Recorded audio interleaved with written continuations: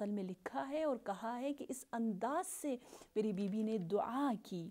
اہل سیبور کے بارے میں، اور دعا کر کے میری بیوی نے کہا کہ اللہم پروردگارا اعذب اللہ شرابہم واباد اللہ خضراتہم ورفع اللہ ایدی الظلم عنہم، کہ پروردگارا خدا بندہ ان کے پانی کو گوارا فرما، شیرین فرما، شیرین ہے شیرین تر فرما، ان کی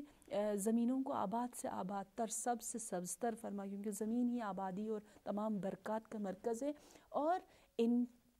کے سر پر کبھی کسی ظالم حکمران کو مسلط نہ فرما۔ میں یہ کہنا چاہوں گی کہ بی بی نے کیونکہ خود یہ مظالم دیکھے تھے، بالکل یہ دعا ان کے درد اور ان کی غم کی ترجمانی کر رہا ہے کہ کس طرح سے انہوں نے ان تین جملات ہیں کہ گوارا، پانی کو گوارا کر دے، یعنی جس چیز سے چھینا گیا، جو پانی ان سے جو ہے وہ سلب کر دیا گیا، اس کے لیے دعا کر رہی ہیں، اور زمین کو آباد کر دے۔ کس طرح سے ان کے خاندان اہل بیت کو کے گھرانوں کو کس طرح سے ویران کیا گیا، اور پھر جو حکمران کی یہاں پر دعا کی گئی ہے، یعنی کلی طور پر اگر دیکھا جائے تو یہاں پر اس تمام کیفیت کے ساتھ کلثوم یہاں پر دعا کر رہی ہیں، اور دعا جو کہ ایک کیفیت کا نام ہے، نہ یہ کہ ہم زبان سے ادا کر دیں تو وہ دعا ہے، اس کیفیت کے ساتھ جب پکاریں گے تو وہی جو سامعین ہیں اس کا کس طرح سے ریئیکشن بتا رہے ہیں کہ سننے والوں نے اس طرح سے احساس کیا، جیسے آپ نے بتایا ابو مخنف نے کہا کہ گویا وہ دعا مقبول الہی قرار پائی ہو۔ تو یہاں سے ہمیں یہ اندازہ ہوتا ہے کہ کلثوم کے جو دل کی کا درد تھا اور غم تھا، اس کی آواز انہوں نے کس دعائیہ جملات کے سامنے ظاہر کیا، یعنی کوئی بھی وہی آپ والی بات ہے کہ کوئی بھی جو سچویشن ہے انہوں نے خالی نہیں چھوڑی، اس درد حسینی کو، اس غم حسینی کو، مقصد حسینی کو بیان کیا ہمیشہ۔ بالکل بالکل، بے شک۔ اس کے علاوہ جو سیبور کا آپ نے ذکر کیا ہے، ایک اور شہر کا آپ نے ذکر کیا تھا کہ ایک اور شہر بھی ہے، وہ کون سا شہر ہے؟ جی، جیسے آپ نے بتایا کہ ابو مخنف نے کہا کہ یقیناً یہ دعا مقبول ہوگی، ایک جملہ میں ایڈ کرنا چاہوں گی، اضافہ کرنا چاہوں گی، وہ یہ کہ ابو مخنف نے کہا کہ اگر پوری دنیا ظلم و جور سے بھر چکی ہوتی، ٹھیک ہے، اسی زمانے میں پر ہوتی، تو تب بھی بی بی کی دعا کے اثر سے اس زمین پر عدل و انصاف کے علاوہ کچھ نہ ہوتا، یعنی دنیا ہل جاتی، لیکن حضرت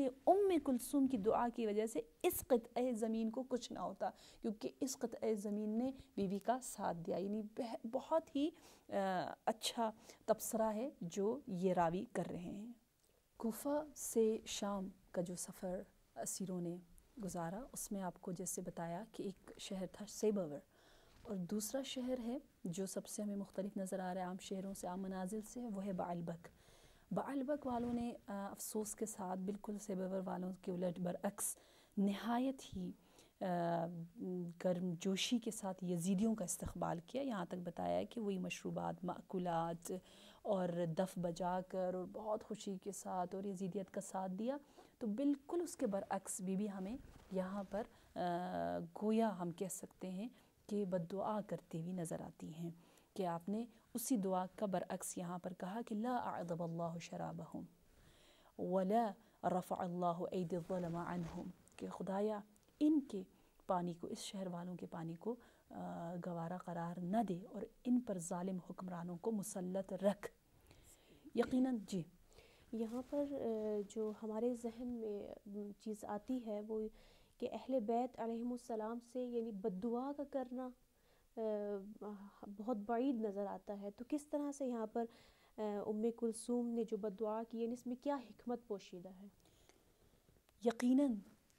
کوئی بھی مسلمان یہ توقع رحمت للعالمین کے خاندان سے نہیں رکھتا کہ وہ بد دعا کریں، لیکن دیکھنا یہ ہے کہ یہ بد دعا آخرت کے لیے نہیں ہے، بلکہ یہ جس طرح میں تو یوں سوچتی ہوں کہ جیسے خدا نے جہنم کو کریٹ کیا، بنایا، تاکہ وہاں پر جو معاندین، جو بہت ہی ہر دھرم قسم کے کفار سے ہٹ کر باقی جو گناہگار ہیں اور مسلمان ہیں اور گناہگار ہیں ان کو پاک کر کے جنت میں ڈالنا چاہتا ہے. تو اس طرح پاکی کی طرح یہاں پر بھی گویا ان کو بیدار کرنے کے لیے ان کو دنیاوی عذاب کا پھر بھی کہا جا رہا ہے لیکن اخروی عذاب کے متعلق کبھی بد دعا نہیں ملتی. صحیح، یعنی یہ بد دعا اسی لیے صرف دنیاوی بد دعا دی گئی ہاں ہے کہ بالکل جس سے گزر کر جو ہے وہ ان کی میں بھی اصلاح ہو جائے اس پریشانی اور مشکل کو جب اس دنیا میں گزاریں گے. ہاں یہ گویا ایک امتحان ہے جس سے پاس کر کے وہ سعادت کی طرف جا سکتے ہوں. واقعی میں اگر ہم ان کی تاریخ کو پڑھیں تو ہماری عقلیں جو ہے وہ ماندھ پڑ جاتی ہیں کہ ہم ان کی مصلحتوں کو سمجھیں کہ جیسا کہ امام صادق علیہ السلام ارشاد فرماتے ہیں کہ ہماری اقوال اور افعال کی حکمتوں کو سمجھنا مشکل نہیں بلکہ بہت مشکل ہے. اور یہاں پر خوبصورت حدیث جی بہت خوبصورت. اچھا، اس کے بعد ام کلثوم کا شام میں کیا رول نظر آتا ہے کہ جس طرح سے جناب زینب سلام اللہ علیہا نے بھی شام میں ایک مفصل خطبہ دیا، تو ام کلثوم نے کس طرح سے شام میں جو ہے وہ اپنا کردار ادا کیا؟ جی تاریخ نے ہمیں یوں بتایا ہے کہ جب قافلہ شام کے قریب پہنچتا ہے تو وہاں سے ہی شمر کے ساتھ ایک برتاؤ ام کلثوم کا خاص ہمیں نظر آ رہا ہے. وہ برتاؤ یوں ہے کہ شمر ملعون اس انداز سے فخریہ انداز سے سر مبارک کے امام حسین مظلوم علیہ السلام کو طویل نیزے پر نصب کیے ہوئے یوں کہتا ہے، مسلسل کہتا ہے انا صاحب مثلا رأس الطویل، جو طویل نیزے پر جو رأس سر بلند ہے میں اس کا مالک ہوں، میں نے وہ سر اٹھایا ہوا ہے. تو یہ جملے جب سنتی ہیں ام کلثوم تو آپ نے اتنی شجاعت کے ساتھ ظالم سے یوں کہا اے دشمن خدا تیرے منہ میں خاک ہو کہ تم اس انداز سے ولی خدا اور اللہ کے بہترین بندے کے سر کو اٹھانے میں فخر محسوس کر رہے ہو. پھر آپ فرماتی ہیں کیا تمہیں اس بات پر فخر ہے کہ تم نے اس کو قتل کیا جس کو جبرائیل گہوارے میں لوریاں سنایا کرتے تھے، جس کا نام مبارک سرورق عرش خدا میں مکتوب ہے، جس کے جد پر خدا نے نبوت ختم کی ہے، اور میرے اجداد جیسے اجداد کہاں سے تم ڈھونڈ سکتے ہو لا سکتے ہو. اس انداز سے شمر کی اس جسارت کا جواب ثانیہ زینب دے رہی ہے کہ خولی اصبحی وہ جو وہاں موجود تھا جو راوی ہے وہ کہتا ہے جب میں نے یہ جواب سنا بنت علی کا، ایسا ولولہ انگیز ایسا جواب کہ میں سخت متاثر ہوا اس جواب سے. اور پھر وہ کہتا ہے کہ میں یہ جملہ کہتا ہوں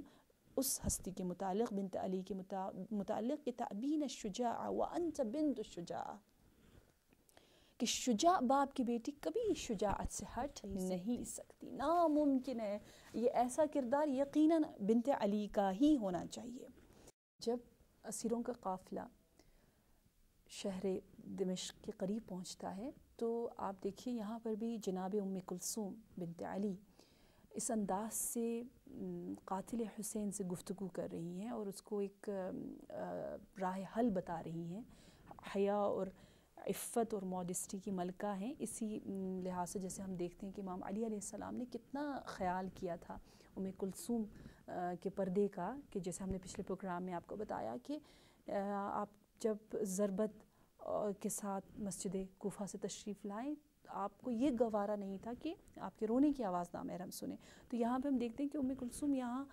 وہی حیا کی ملکہ ہیں اور شمر ملعون سے آ کر ایک التجا کر رہی ہیں، ایک ریکویسٹ کر رہی ہیں. یہ بیویاں کچھ نہیں چاہتی، مادی کوئی چیز نہیں، جو چاہ رہی ہیں وہ معنوی ہے، وہ روحانی ہے، وہ حیا ہے، وہ عفت ہے، جو ہمارے لیے بہت بڑا درس ہے. یعنی اسیران کربلا میں کیونکہ اکثر خواتین ہیں اس میں ہمیں جا بجا